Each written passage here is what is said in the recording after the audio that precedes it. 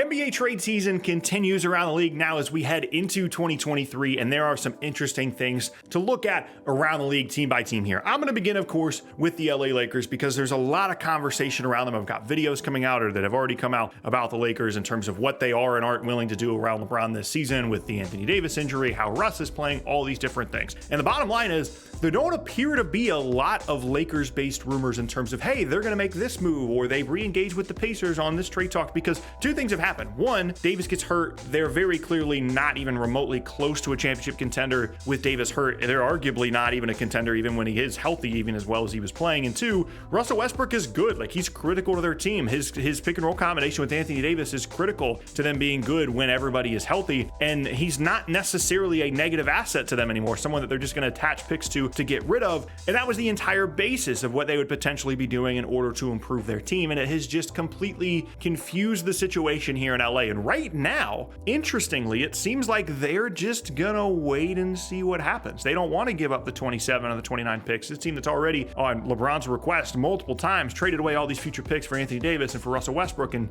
traded away all these assets. And it seems like maybe they're putting their foot down a little bit here on this. Of course, LeBron wants the team to be better. He wants to try and win a title. It's what he does, but he signed the extension and he can't be traded this season. He's never been a trade request guy. He doesn't have the flexibility of forcing possible free agency this off season on the team, and they really have full control over this. Whether LeBron likes it or not, they can wait and see on what they look like when AD returns as they get closer to the February trade deadline, which is only like a month away right now, by the way. It's just a very interesting change in the situation there where everybody assumed, myself included, that Russ or the picks or something was going to get moved here. And now it feels increasingly likely that we're going to get to February and this, plus some buyout guys, of course, is going to be the Lakers roster. And that would be a pretty shocking turn of events for an organization that has largely been controlled by what LeBron wants them to do, to then turn that around on him and say, hey, you signed the extension. You can't do anything about this. We're going to run it with this year and we're going to see what we can do in the offseason. And I know that's not much of a rumor in terms of guys they could go and get, but it's definitely an interesting change from where they were a month ago, 6 weeks ago.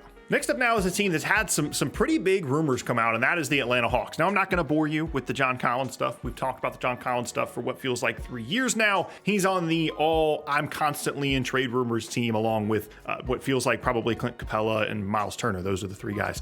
But for this Atlanta team, I think there's two things to pay attention to. One, general happiness of Trae Young and whether or not he wants to force his way out, despite what I see is a couple of very big flaws for Trae. I do think that someone that is as young as he is and as prolific offensively as he is would have a fantastic trade market should he decide to request a trade, despite the fact that he literally just signed the extension with the team. That's how these things work. If he wants to leave, they'll probably allow for him to do so in a trade. But the other part of this is maybe we're freaking out a little bit too much about Atlanta. Yes, there are some advanced numbers about Trae and DeJounte Murray in terms of individually ISO scoring, all this stuff offensively, where things aren't working between those two guys individually. But there are also some advanced numbers that show that when all five of their best players are on the floor and you mix and match a couple of different things, they're a good team. So as much as it might feel like the sky is falling because there's rumors about Nate McMillan wanting to potentially resign and or retire now or at the end of the season, and of course the Trae Young rumors, and it's always been a little bit dramatic. They're even going back to when they weren't even that good of a team. I'm in wait and see mode on them in terms of who they could possibly be trading, because I don't know that there's a significant upgrade on this roster apart from trading away even more future first round picks and actual assets in this roster. I don't think there's just like a shake up move where you move Collins for something else laterally that makes them better than what some of these advanced numbers show in terms of their best five players they can put on the floor. So I wouldn't quite think that they're going to go that direction yet. The only obviously caveat to that would be if we get towards February or towards the end of the, in the offseason and Trae Young just puts his hand up and says, I'm done with this, like I'm out, then that changes everything. Until that happens, I think they are also in wait and see mode. A team that I do not think should be in wait and see mode is the Chicago Bulls. They have some weird stuff going on in terms of they're good against good teams, and they could also lose to pretty much anybody on any given night. But I think that if there's a team that has the opportunity to capitalize on being the first team into the trade market in terms of trading guys away, I do think that Chicago is that team, because they have guys that teams would want. Like whatever the Zach LaVine market is right now, I still think that there would be a lot of teams interested in getting him. There's rumors about him going to the Lakers and this and that and all that other stuff. But even with some of the knee injury stuff. He's a very good player. He's still young. He's signed long-term. Teams are going to want him. Caruso, I think, is a perfect role player for a lot of different teams, whether it be Brooklyn, Golden State, a handful of teams. Everybody in the league could use Alex Caruso if you're a good team. DeRozan feels a little bit weirder to move because I'm not sure, again, outside of a team like LA, that there's a huge market for him. Vucevic is an expiring guy you can certainly move. And with a team that has as many moving pieces as they do and such limited upside in terms of like, yeah, you could be the 6th seed. The top 5 in the East is really, really good. You could maybe sneak in and be 6. Otherwise, you're playing in the play-in. And at that point, what are we doing for a team that has so much invested? I just don't really see the upside of Chicago waiting on this. And so I wouldn't be surprised if we have Caruso, maybe even a LaVine trade coming up down the road, unless they turn it around. But again, generally, they've been healthy outside of LaVine missing games. And of course, Lonzo not being there. But I think you just count on Lonzo not playing the whole year at this point. And if that's the case, try and get your top 4 protected pick from Orlando. Try and get in those top 4 odds, trade some guys away. That's what I would do if I were them. But right now, the rumors are kind of on both sides of that. But if you're a Bulls fan, I'm sure you're watching this part of the video thinking, but we can't lose to good teams. The only time Chicago looks good as a basketball team is when they play Milwaukee or Boston or Philly or Brooklyn. They broke Brooklyn's winning streak the other night. They just beat Philly. And yes, like there's some positive signs there for that team overall, but I can't expect that to continue. The vibes are weird, and you have to really just process this team as, where are we going? What are we doing? And there's no upside. There's no ceiling that leads to it being worth not getting a lottery pick in this draft. If you ultimately miss the playoffs and then you don't get your lottery pick when you could have gotten a top 4 pick by trading some guys away, the answer is clear there. Next up now is Cleveland. I'll keep this relatively brief because it's very obvious what Cleveland needs. They have 4 guys that they know they can play in a playoff series, and collectively those 4 guys play really well together. Jared Allen, Evan Mobley, Darius Garland, Donovan Mitchell.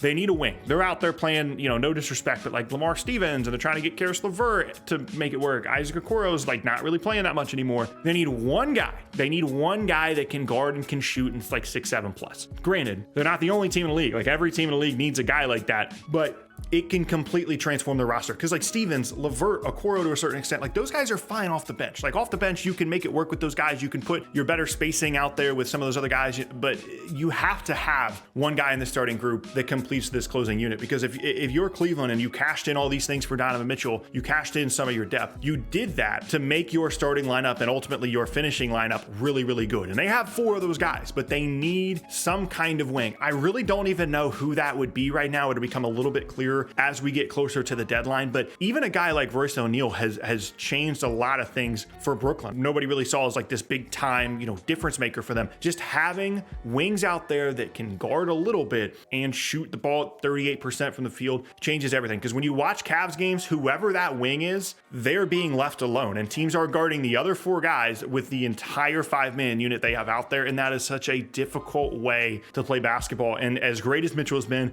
as good as Garland has been when he's been healthy, Mobley, Allen collectively defensively, I think they have a real shot to be like a conference finals team this year. I think they're really, really good. They need to upgrade that one spot, and they are the most obvious team in terms of like, what do they need? And they need to go out and make it happen. And then last up, I put Minnesota on here just in terms of some rumors that we're hearing there. Even someone like me that was as pessimistic about the Gobert trade as I was, this has gone even worse than even I thought that it would, to the point where now we're seeing like Karl Anthony Towns trade rumors. And realistically, anytime you see a trade rumor for Minnesota, it's like, yeah, maybe it would make sense to trade D'Angelo Russell, and Anthony Edwards has been really good as, the primary ball handler, the point guard per se. And maybe you'd want to go from the double big man experiment from Cat, and you can get some assets in exchange for him. But the trade that needs to be made is one that they've already made, and that is a Rudy Gobert trade. But the problem is they could never get nearly as much back as they traded out. That's the guy they need to get rid of. That's the guy everybody's frustrated with. This team last year, the vibes were really good. They had guys that were playing hard. They were all over the floor. They were a really exciting team. And now they're just,